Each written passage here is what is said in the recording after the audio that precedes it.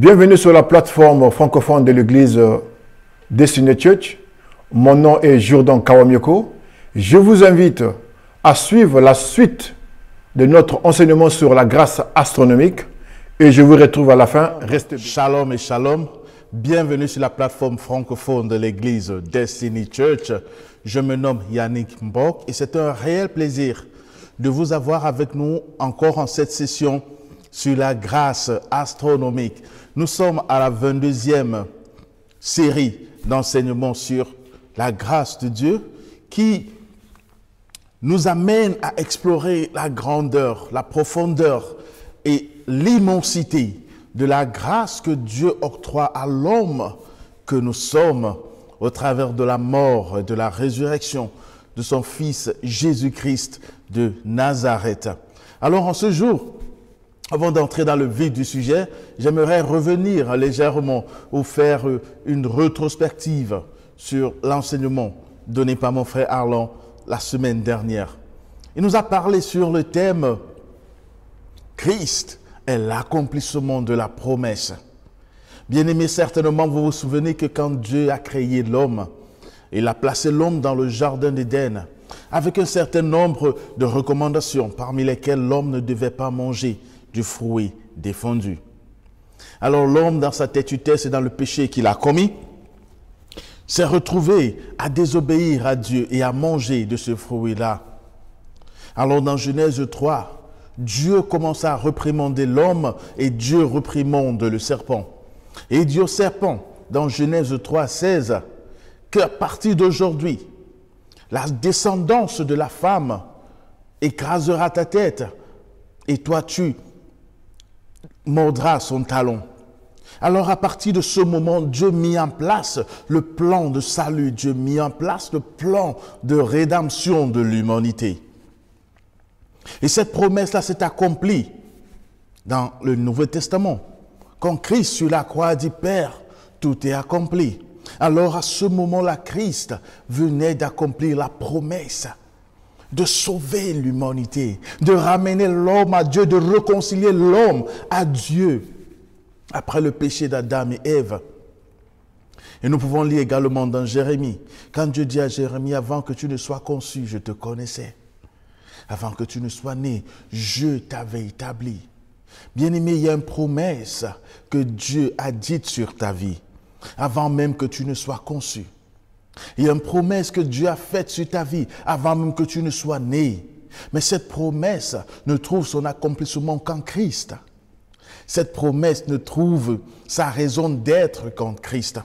Alors si tu veux savoir comment activer cette promesse-là, je t'encourage, bien-aimé, à aller écouter le message de mon frère Arlan. Je suis sûr qu'à la fin de ce message-là, frère, tu seras béni. Sœur, tu seras édifié. Et cette promesse, certainement, va s'accomplir. Alors aujourd'hui, j'aimerais parler sur un thème tout autre, mais qui reste toujours dans notre cadre principal qui est la grâce. Et j'ai intitulé le message d'aujourd'hui, « La grâce qui transforme ». La grâce qui transforme. Bien-aimés, la grâce de Dieu vient dans nos vies pour nous transformer. Et c'est ce sur quoi nous allons parler aujourd'hui. Mais nous avons deux versets de base aujourd'hui.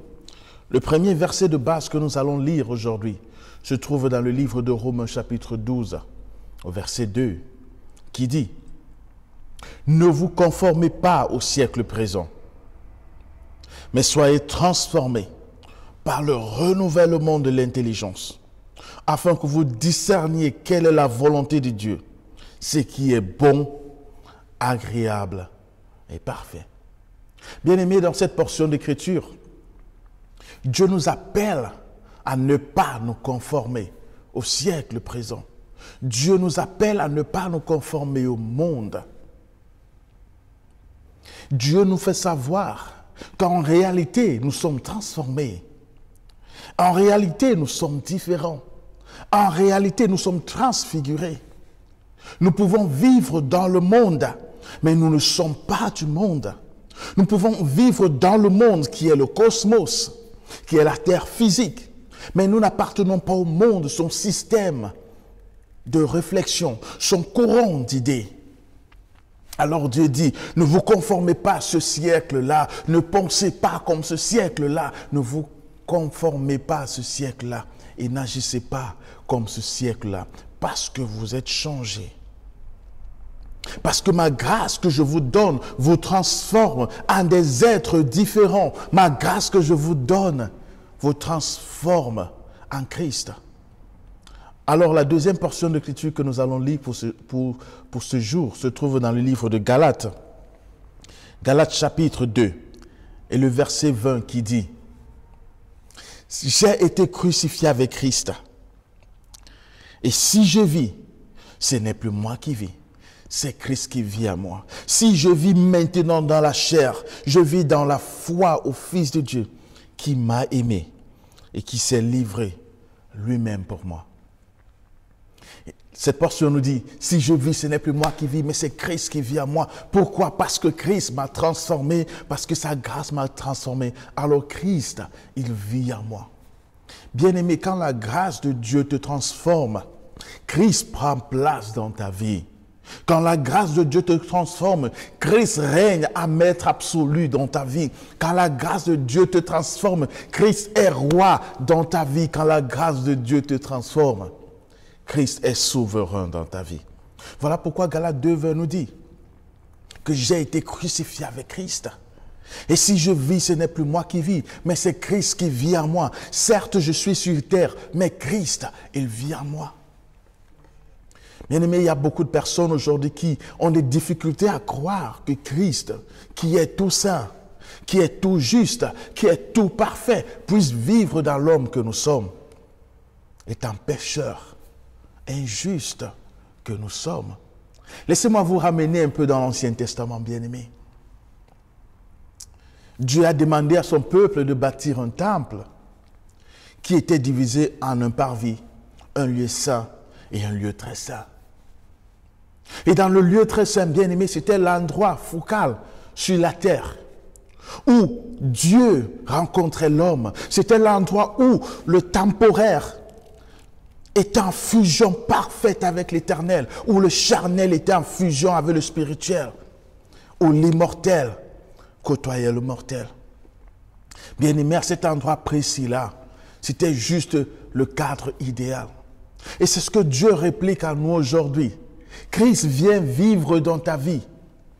Christ vient vivre dans ton cœur et il fait de toi cet Harlem parfait, un assemblage parfait du temporaire et du permanent, du charnel et du spirituel pour prendre place, possession de ta vie, afin que ta vie reflète Christ.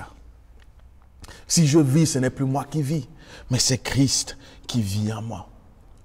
Comme j'ai dit, nous parlons aujourd'hui sur le thème « La grâce qui transforme ». Et quand nous parlons de transformation, bien-aimés, il est important de comprendre une chose. Cette transformation n'est pas la meilleure version de l'ancienne. Dieu ne nous fait pas, ne nous rend pas meilleure version de l'ancienne. Dieu fait de nous des créatures nouvelles, complètement nouvelles quand nous venons en Christ. C'est ce que la Bible dit dans le livre de 2 Corinthiens, chapitre 5, et le verset 17, que si quelqu'un est en Christ, il est une nouvelle créature. La Bible ne dit point qu'il est une meilleure version de l'ancienne. La Bible ne dit pas que Dieu vient simplement colmater les brèches. La Bible ne dit pas que Dieu vient seulement mettre les sparadraps là où il y a des blessures pour colmater les plaies. Mais la Bible dit que quelqu'un qui est en Christ, il est une nouvelle créature. Voici, les choses anciennes sont passées. Toutes choses sont devenues nouvelles. Bien-aimé, toutes choses sont devenues nouvelles. Et c'est ça la transformation. Christ veut faire de toi en ce jour une personne nouvelle. La grâce de Dieu veut te toucher et faire de toi une personne nouvelle. Et quand on parle de transformation, la Bible nous dit dans Romains 12:2 que ne vous conformez pas au siècle nouveau, au siècle présent, mais soyez transformés. Soyez transformés. Et quand nous étudions le mot transformé en grec, bien-aimé, il vient du mot grec métamorphore, qui veut dire être transfiguré. être changé, être transfiguré. Et quand on parle de transfiguration, cela nous rappelle l'histoire de Christ. Dans le livre de Matthieu chapitre 17, la Bible nous parle de Christ à Gethsémani. Quelques heures avant sa crucifixion, il était dans une angoisse, dans une peine. Il a commencé à pleurer, il a commencé à chercher la face de Dieu. Et pendant qu'il était là, la Bible dit qu'à un moment, Christ a été transfiguré. Et transformé dans Romains 12, 2, vient à la même étymologie que transfiguré de Matthieu 12, qui veut nous dire simplement que Romains 12, 2 nous dit « Ne vous conformez pas au siècle présent, mais soyez transfigurés dans votre pensée, soyez transfigurés dans votre mode de vie. » Christ nous appelle à être transfigurés.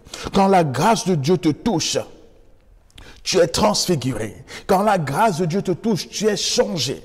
Quand la grâce de Dieu te touche, tu es transformé en une meilleure personne. Bien-aimé, Dieu nous amène de gloire en gloire. Dieu nous amène de hauteur en hauteur. Dieu est là ce soir pour amener le meilleur. Et il te dit ce soir, le meilleur reste à venir. Et il te dit ce soir, je suis prêt à te transformer. Je suis prêt à faire de toi une personne nouvelle. Si seulement tu m'ouvres ton cœur, si seulement tu m'embrasses et si seulement tu viens à moi, je suis prêt à changer ta vie. Je suis prêt à te transformer et à faire de toi une personne nouvelle. Et quand nous étudions les Écritures bien-aimées, que nous allons de Genèse à Apocalypse, nous pouvons voir des personnes qui, à un moment de leur vie, ont ouvert leur cœur à Dieu et Dieu les a transformés. Dieu a fait de ces gens des pierres focales pour l'avancement de l'Évangile. Dans l'Ancien Testament, nous avons par exemple Moïse. Moïse est né dans une famille esclave. Les Israélites étaient en esclavage en Égypte. Alors Moïse naît comme un esclave. Quelques mois après sa naissance, Dieu transforme la vie de Moïse. Et il est adopté par Pharaon. Il grandit avec la culture égyptienne, manger les plats égyptiens et l'éducation égyptienne. Mais un jour, une transformation se produisit de nouveau. Et Moïse changea de statut de prince à berger. Pendant quelques années, il était berger et il faisait paître le troupeau de son beau-père. Et un jour, pendant qu'il était sur la montagne, Dieu apparaît à Moïse au buisson ardent et lui dit « Moïse, il est temps de transformer ta vie. Moïse, il est temps que ta vie change. Enlève les souliers, car le lieu où tu te places, il est saint. » Et Moïse dit « Oui, Seigneur, j'enlève les souliers en signe d'acceptation de cette transformation, en signe d'acceptation de ce changement. Seigneur, me voici, transforme-moi. Seigneur, me voici, change-moi. » Et la Bible dit que ce jour-là, la transformation de Moïse fut totale et complète. Moïse quitta de berger et devint diplomate et devient serviteur de Dieu. Parce que Moïse, ce jour-là, il est rentré en Égypte, faire un travail de diplomatie, ramener le peuple de l'Égypte à la terre promise. Et ne quittez pas. Soyez prêts pour le prochain enseignement. Parce que mon frère Arlon va vous amener de l'Égypte à la terre promise. Parce que Moïse avait le peuple d'Israël, n'entre pas dans la terre promise. Il s'arrête devant la terre promise. Et samedi prochain, mon frère Arlon va vous faire entrer dans la terre promise. Alors Moïse accepta la transformation de Dieu et Dieu changea sa vie. Nous avons également David dans la Bible, bien-aimé, qui était berger. Alors, un jour, Dieu décide de parler à David. Et David est transformé de berger à roi. Et Dieu peut dire de David, il est l'homme selon mon cœur, parce que cette transformation a eu lieu. Bien aimé, nous avons Saul de Tarse, qui est connu également comme Paul de Tarse. Il était persécuteur de l'église sur la route de Damas. Dieu apparaît et dit, Saul, il est temps de changer ta vie. Il est temps de transformer ta vie. Dieu transforma sa vie et devint un apôtre, un évangéliste puissant entre les mains de Dieu. Bien aimé, les exemples sont légion. Des personnes qui ont ouvert leur cœur à Dieu pour la transformation et Dieu a changé leur vie. Nous avons Ruth qui était une pauvre veuve qui a dit oui Dieu je veux cette transformation. Je vais m'attacher à ma belle-mère. Partout où elle ira j'irai. Son peuple sera mon peuple. Son Dieu sera mon Dieu. Sa transformation sera ma transformation. Et la Bible dit parce qu'elle a embrassé cette transformation, Dieu lui donnait un mari en Boaz. Un homme riche, lui donnait un mari, un homme riche.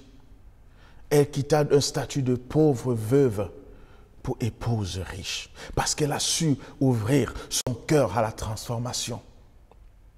Bien-aimé, nous avons Lydia, qui était une femme qui confectionnait les vêtements. Mais un jour, elle a dit, Père, transforme-moi. Père, je suis ouverte à ta transformation. Et elle est devenue un pilier dans le ministère de l'apôtre Paul. Bien-aimés, les exemples sont légion. Les personnes qui ont ouvert leur cœur à Dieu, qui ont dit, Seigneur, me voici, transforme-moi. Et Dieu a changé leur vie. Alors si c'est ta portion ce soir, bien-aimé, Dieu est sur le point de te changer.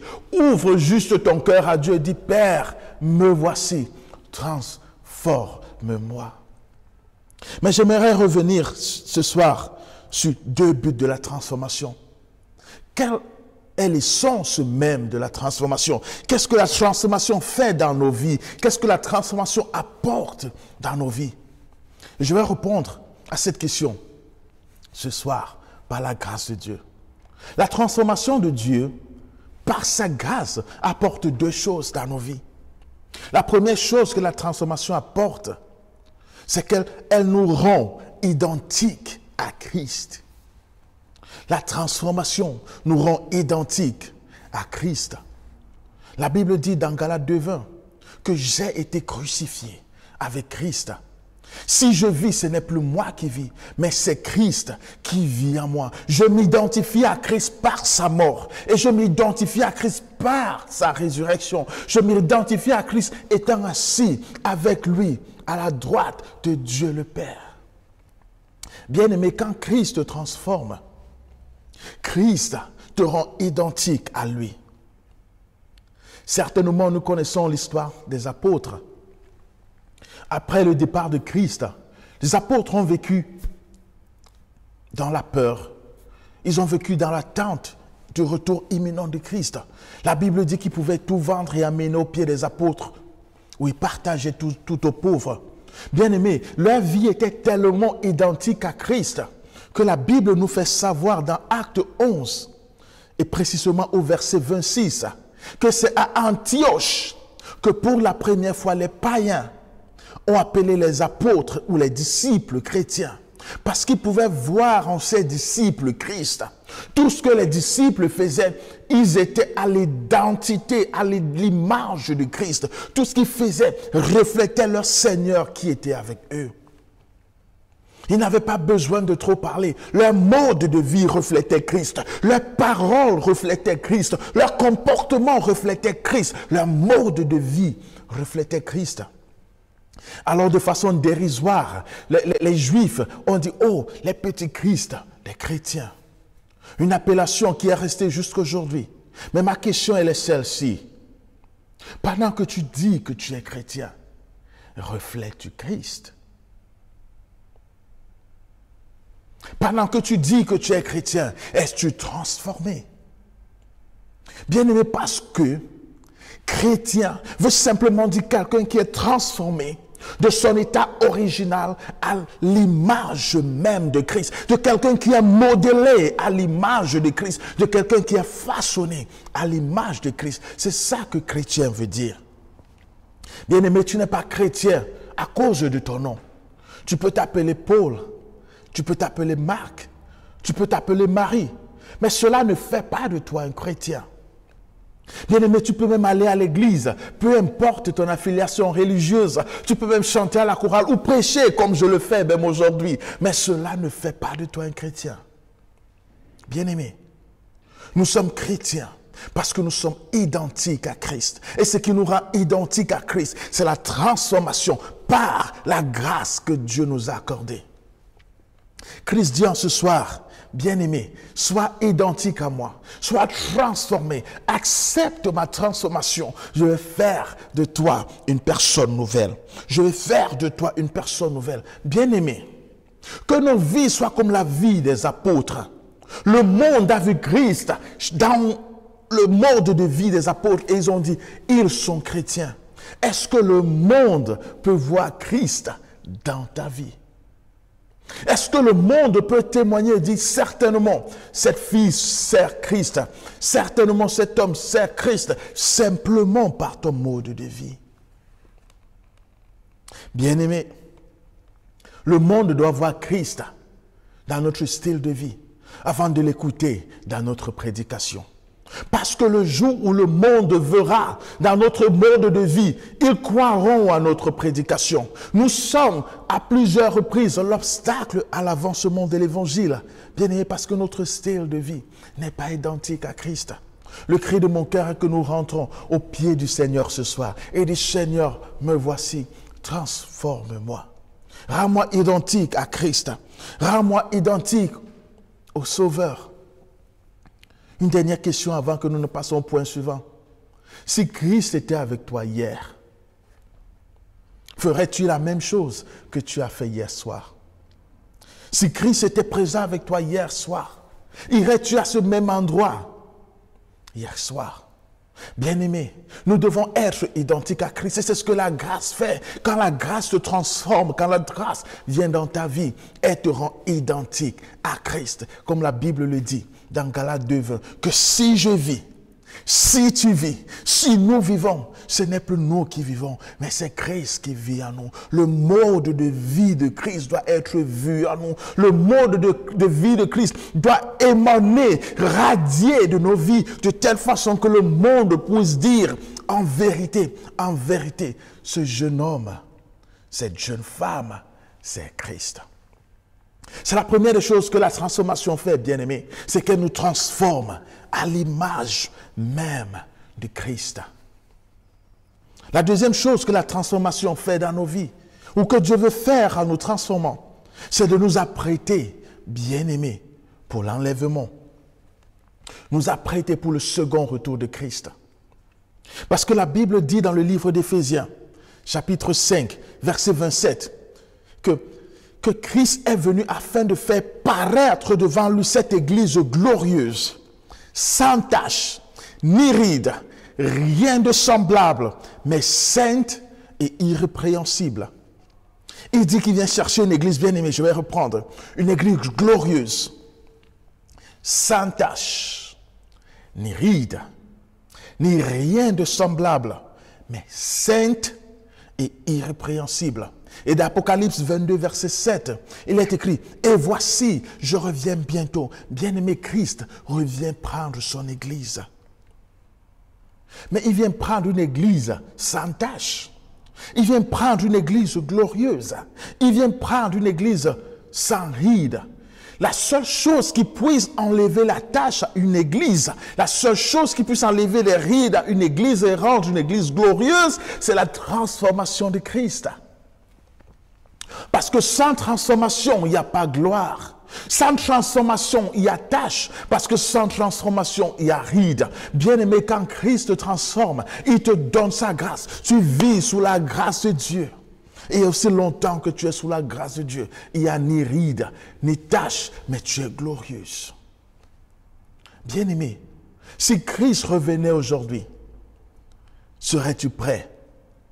Si Christ apparaissait dans les nuées ce soir, le rencontrerais-tu dans les nuées? Es-tu transformé et prêt au retour de Christ?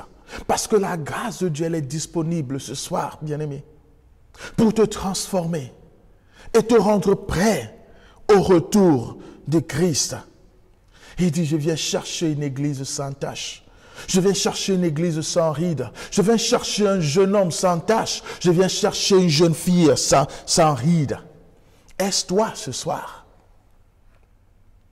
Il est encore temps, bien-aimé, d'être transformé par la grâce de Dieu. Il est encore temps, bien-aimé, d'être prêt pour ce retour glorieux de Jésus-Christ. Parce que quand la grâce te transforme, elle te rend prêt pour le retour de Christ. Bien-aimé, la Bible dit dans Matthieu 7, 22 à 23, que plusieurs me diront à ce jour-là, « Seigneur, Seigneur, n'avons-nous pas prophétisé en ton nom? N'avons-nous pas chassé les démons par ton nom? Et n'avons-nous pas fait beaucoup de miracles par ton nom? » Alors je leur dirai ouvertement, « Je ne vous ai jamais connu. Retirez-vous de moi, vous qui commettez l'iniquité. Retirez-vous de moi, vous qui avez des taches. Retirez-vous de moi, vous qui avez des rides. Retirez-vous de moi, vous qui n'êtes point glorieux, parce que vous n'avez pas accepté ma transformation, parce que vous n'avez pas accepté que je vous transforme. Vous n'êtes pas prêts à me rencontrer. » Bien-aimés, ces gens avaient pu chasser des démons. Ces gens avaient pu prophétiser. Mais parce qu'ils avaient rejeté cette transformation, Christ les a rejetés au dernier moment. Je ne suis pas là pour amener un message de rejet, mais je suis là pour apporter un message d'espoir, un message de joie et dire c'est possible d'être embrassé par Christ. C'est possible de rencontrer Christ, mais il faut être transformé. Et cette transformation est disponible ce soir. Cette transformation est possible ce soir. Alors si tu écoutes ce message ce soir, je veux te dire, bien-aimé, que la grâce de Dieu est disponible pour te transformer. Chaque personne que cette grâce a transformée dans la Bible, que ce soit Moïse, Abraham, David, Paul, ces personnes ont été utilisées puissamment par Dieu. Ces personnes sont devenues des personnes nouvelles. Je ne connais pas ton passé, je ne connais pas tes péchés, je ne connais pas tes difficultés. Mais Christ est là ce soir, il veut te transformer. Et s'il te transforme ce soir, deux choses vont se produire. Il va te rendre à l'image de Christ et il va te rendre prêt pour l'enlèvement. Alors si tu m'écoutes ce soir et tu dis tu n'es pas transformé, tu veux être transformé, tu veux être à l'image de Christ et tu veux être prêt pour l'enlèvement, répète cette prière après moi du fond du cœur. Seigneur Jésus, tel que je suis, je viens à toi. J'ouvre mon cœur à ta transformation. J'ouvre mon cœur à ton changement. Je t'accepte en ce jour comme mon Seigneur et mon Sauveur personnel. Viens dans ma vie et prends la place de roi. Viens et transforme-moi. J'abandonne ma vie à tes pieds. Sois le maître souverain de ma vie. À partir d'aujourd'hui, je confesse et je déclare que je vais te servir toute ma vie. Au nom de Jésus-Christ. Amen. Bien-aimé, si tu as fait cette prière, bien vouloir nous écrire à l'adresse qui s'affiche en dessous. Nous allons t'aider dans cette nouvelle marche chrétienne. Et sois sûr, c'est la meilleure décision que tu puisses prendre de toute ta vie. Sois béni, bien-aimé.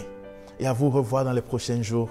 Shalom, shalom et shalom. Si vous avez été touché par le message prêché par notre frère et que vous avez prié ensemble avec lui, nous vous demandons de nous contacter à l'adresse qui s'affiche. Que le Seigneur vous bénisse et je vous retrouve à la prochaine édition. Merci.